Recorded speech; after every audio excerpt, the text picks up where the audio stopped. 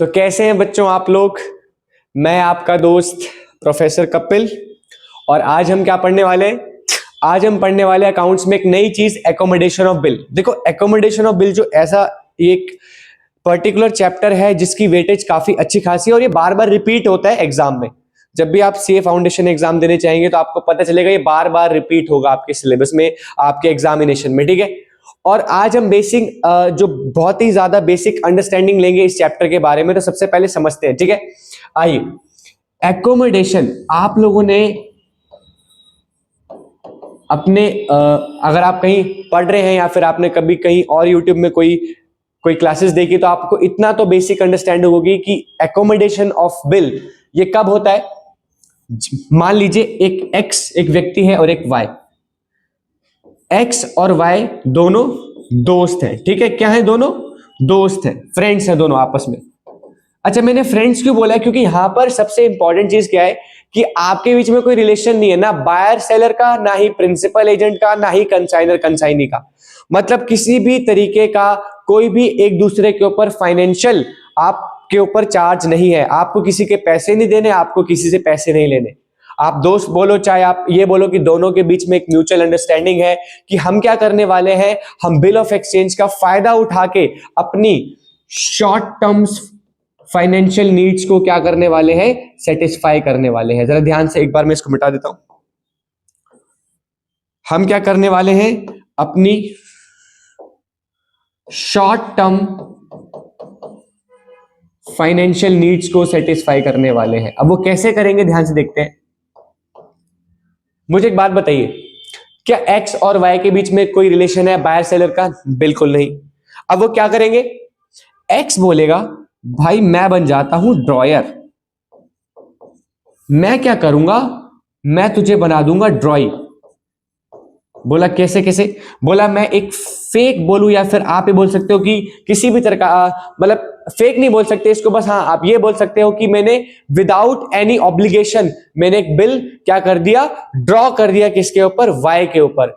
Y को पैसे नहीं देने बट फिर भी उसने एक बिल ड्रॉ कर दिया वाई के ऊपर। और जैसे ही बिल ड्रॉ किया वाई के ऊपर तो वाई क्या करेगा, इस बिल को एक्सेप्ट कर लेगा। अब जैसे ही वाई इस बिल को एक्सेप्ट करेगा ये एक वैलिड बिल ऑफ एक्सचेंज बन जाएगा। क्या बन जाएगा? Valid bill of exchange. अब आप बोलेंगे इससे फायदा क्या हुआ?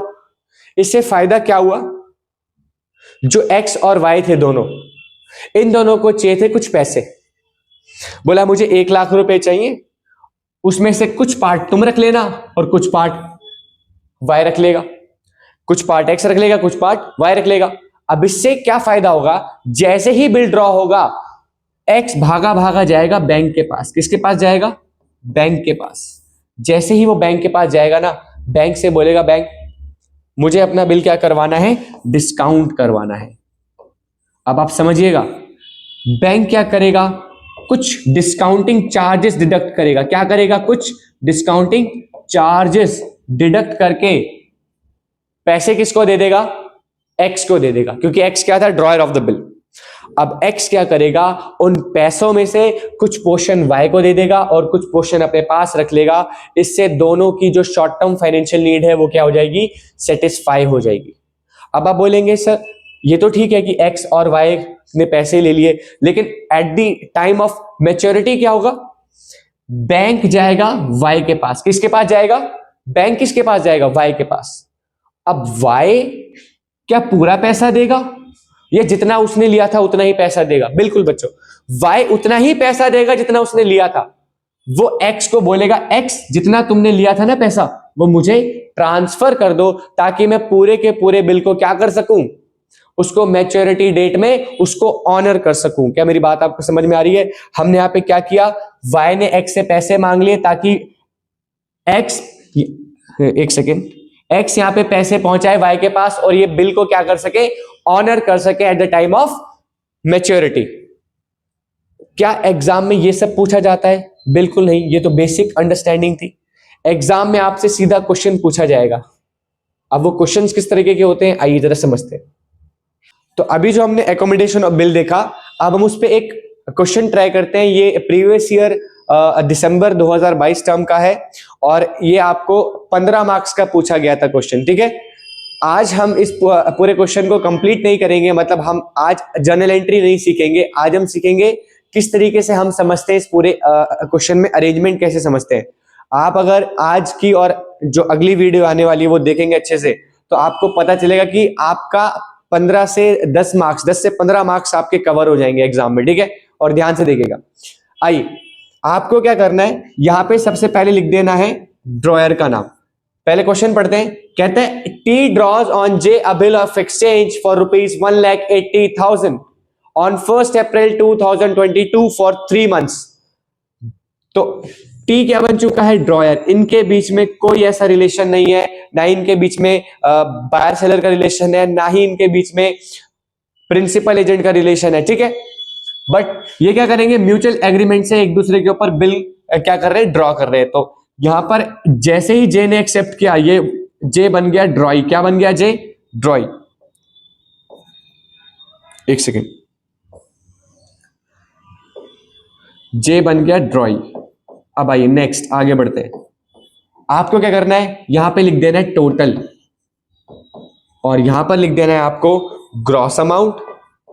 देन यहां पे आपको लिख देना है लेस डिस्काउंट। अभी मैं क्यों करा रहा हूं आपको धीरे धीरे सब समझ में आएगा। यहां पे लिख देना है नेट। अब देखिए ध्यान से, टी ने जो बिल ड्रॉ किया है जे के ऊपर, उसकी टोटल अमाउंट थी 1,80,000। 1,80,000। अगर आप ध्यान से देखें, यहां पे अगर आपको दिख रहा हो 1,80,000, ठीक है। ध्यान से देखते रहिए, थोड़ा सा मैं इसको, ठीक है, आपको दिख रहा है 1,80,000, ठीक है। अब जो बिल ड्रॉ किया है वो था 1,80,000 का, लेकिन 1,80,000 जब उसने बिल ड्रॉ किया, जब वो बैंक के पास जाएगा तुरंत, क्योंकि यहाँ पे म्यूचुअल एग्रीमेंट क्या है कि हम क्या करेंगे, बिल ड्रॉ करेंगे, तुरंत बैंक के पास जाएंगे, बैंक से पैसे लेंगे और अपनी शॉर्ट टर्म फाइनेंशियल नीड को क्या करेंगे, सेटिस्फाई करेंगे। जैसे ही ये बैंक के पास जाएगा, बैंक इसको सारे पैसे तो देने वाला नहीं है, बैंक काटेगा कुछ डिस्काउंटिंग चार्जेस। देखिए बैंक ने आपको दिए केवल 1,72,800 रुपीज। तो बैंक ने आपको 1,72,800 रुपीज दिए। इसका मतलब बैंक ने कितने डिस्काउंटिंग चार्ज डिडक्ट किए हैं, 7,200। कितने, 7,200। अब आप मुझे एक बात बताइए, इस व्यक्ति के पास कितना पैसा बचा, 1,72,800, जो टोटल एक्स और सॉरी टी और जे के पास है।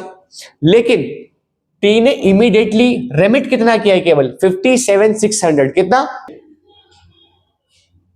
तो अब इनको टोटल मिला है 1,72,800। अब जैसा हमने बोला था म्यूचुअल एग्रीमेंट होगा इनके बीच में, कुछ पैसा एक्स टी रखेगा, कुछ पैसा जे को देगा। तो टी ने कितना रखा है, 57,600। माफ कीजिएगा, टी ने रेमिट कर दिया है 57,600 टू जे। तो अगर जे को 57,600 मिल रहा है, तो एक्स ने अपने पास कितना रखा होगा, आप क्या करोगे, 1,72,800 में से माइनस किसको कर दोगे, 57,600 को। तो कितना आएगा, तो जैसा हमने कैलकुलेट किया, तो 1,72,800 में से अगर 57,600 टी ने जे को दे दिया, तो अब टी के पास कितना बचा, 1,15,200 रुपए। अब जरा ध्यान से देखिएगा बच्चों, जे के पास कितना पैसा है, 57,600। टी ने कितना रखा, 1,15,200 रुपए। इसका मतलब इनके बीच की जो रेशो है वो 2:1 है। बोला कैसे निकालिए रेशो, आप क्या करेंगे, 1,15,200 को डिवाइड कर देंगे किससे, 57,600 से, तो आपको मिलेगी रेशो 2:1।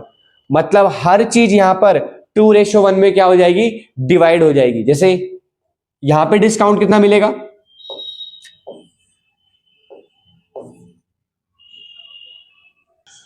तो इसका मतलब जे को जो डिस्काउंट मिलेगा वो मिलेगा 2,400 और टी कितना लेगा, 4,800। बेटा जितना जो पैसा लेगा उतना ही वो डिस्काउंट का लॉस भी बेयर करेगा, ठीक है। तो यहां पर इसने कितना बेयर किया, 2,400, इसने कितना बेयर करा, 4,800। तो मतलब एग्जैक्टली अमाउंट अगर मैं बोलूं तो इसको मिला 60,000 रुपए, इसको मिला 1,20,000 रुपए। क्या मेरी बात आपको समझ में आ रही है, ठीक है। तो ये हो गया पहले बिल की कहानी, ये है BR1 की कहानी। ध्यान से, ये थी BR1 की कहानी। एक बार अगर मैं फिर से बोलना चाहूं तो ग्रॉस अमाउंट कितनी थी हमारे पास, 1,20,000, 60,000। टोटल के पैसा कितना था, 1,80,000, जिसमें से जे को कितना मिलेगा, 60,000, टी को कितना मिलेगा, 1,20,000।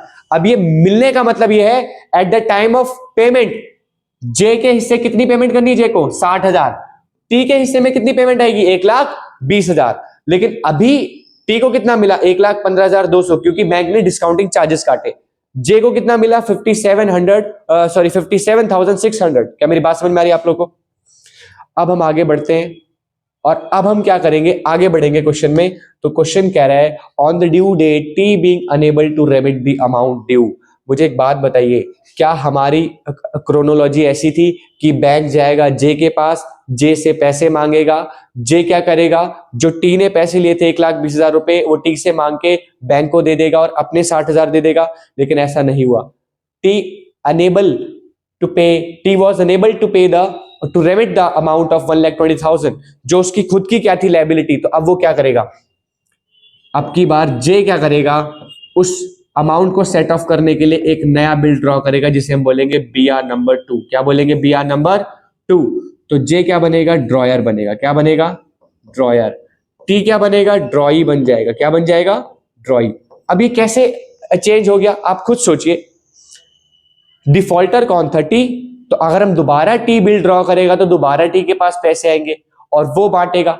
हम ऐसा नहीं होने देते। जो डिफॉल्टर है वो दोबारा दोबारा अगर वो पेमेंट करेगा तो वो क्या करेगा, 1,20,000 तो खा गया, फिर दोबारा दिक्कत करेगा, ऐसे नहीं। तो अब की बार यहां पे आप देखिए इस वाली लाइन में कि टी ने एक्सेप्ट कर लिया बिल कितने का, 2,52,000 का। तो यहां पर दोबारा से हम ये चीजें लिखेंगे टोटल, यहां पर दोबारा से ग्रॉस, रिड्यूस करेंगे डिस्काउंटिंग चार्जेस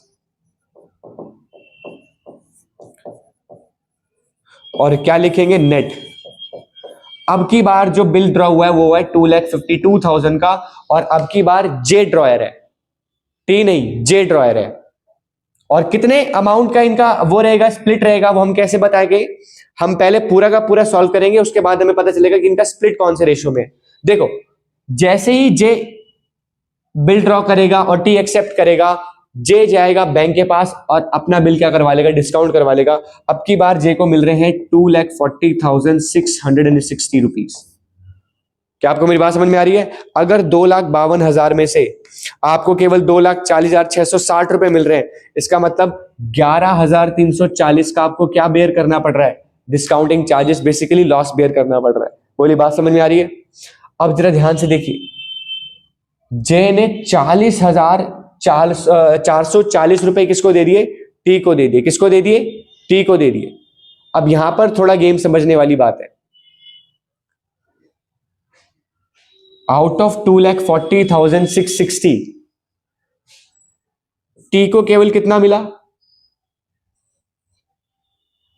40,440। क्या आपको लगता है टी को 40,440 मिलना चाहिए था? नहीं, क्योंकि अगर हम रेशियो के हिसाब से देखें तो हो सकता है टी को ज्यादा मिलना था, लेकिन उसको केवल कितना मिला, 40,440। क्यों मिला बताइए? क्योंकि टी ने जो पहले आपको 1,20,000 रुपए नहीं दिए थे, जो यहां पे ध्यान से देखिए, ये वाली लाइन को पढ़िए, T being unable to remit the amount due.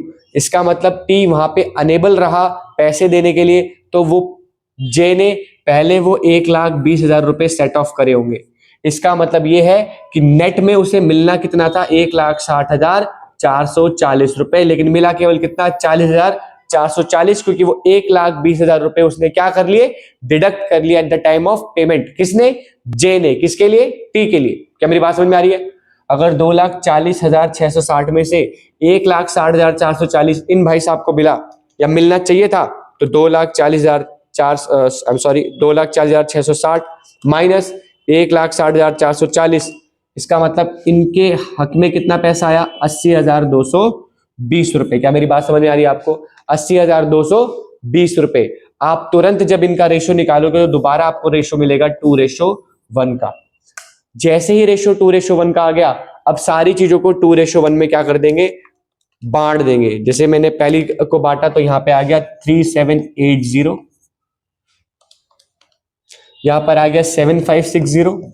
ये क्या है, आप जब इन दोनों का टोटल करेंगे तो आपको टोटल डिस्काउंट मिल जाएगा। जब आप इन दोनों का टोटल करेंगे तो आपको टोटल नेट अमाउंट मिल जाएगी। और ऐसी ग्रॉस निकालनी है तो 1,60,440 प्लस 7560 आपको मिल गया 1,68,000। और यहां पे करेंगे 80,220 प्लस 3780 तो आपको मिलेगा 84,000। अब इसका मतलब क्या है, बिल 2 में टोटल लायबिलिटी की कितनी थी 1,64,440, क्योंकि उसको पैसा तो मिला 40,440 लेकिन 120 भी तो कहां दिया उसने, 1,20,000 भी कहां दिया उसने। तो इस तरीके से हम क्या बनाएंगे, पूरा वर्किंग नोट बनाते हैं। आप लोग इसको एक बार उतार लेंगे, फिर हम इसी वर्किंग नोट से शुरुआत करेंगे नेक्स्ट क्लास में। और इस पूरे क्वेश्चन की जो सबसे अहम चीज है वो है जर्नल एंट्री, क्योंकि आप अगर क्वेश्चन भी देखेंगे तो आपसे पूछा हुआ है give the journal entries in the books of T&J, लेकिन वो आज नहीं बताया जाएगा, वो बताया जाएगा नेक्स्ट वीडियो में। और अगर आपको नेक्स्ट वीडियो ये पूरा कॉन्सेप्ट समझना है तो नेक्स्ट वीडियो देखनी पड़ेगी। तो see you later, bye bye guys.